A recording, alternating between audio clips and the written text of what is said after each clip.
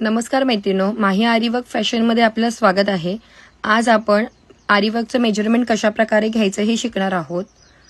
आता ready ब्लाऊजचं measurement आहे, blouse आहे 14 इंचाचा, तर आपण 1 इंच खाली एक्स्ट्रा सोडून आपण वरती मार्किंग करणार आहोत।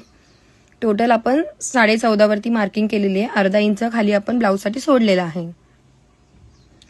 त्यानुसार सेकंड आपण आता बॅक साइडची जी पट्टी आहे पाठीमागची ती आपण मेजर करून घेणार आहोत। तर रेडी ब्लाऊजची आपली पट्टी आहे 4 इंचाची, तर आपण खालच्या साइडने अर्धा इंच सोडून वरती 4 इंचावरती मेजरमेंट लावून घेतलेला आहे।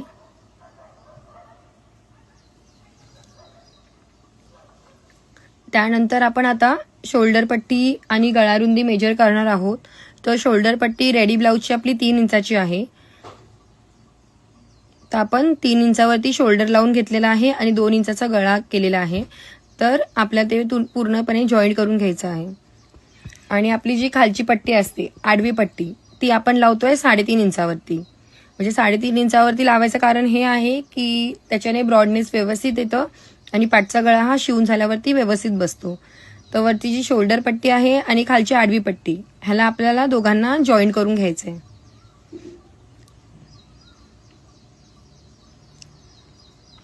आपण व्यवस्थित सगळ्या प्रकारे आता मार्किंग करून घेतलेली आहे। आता आपल्या त्यामध्ये तुम्ही कोणताही शेपचा गळा बनवू शकता।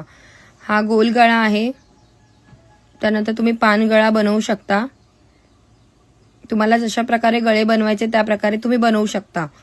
आता आपण हा मटका गळा बनवणार आहोत। वरतून 2.5 इंचाचा मेजरमेंट मार्किंग घेऊन आपण ह्याला मटक्या गळ्याचा शेप देणार आहोत।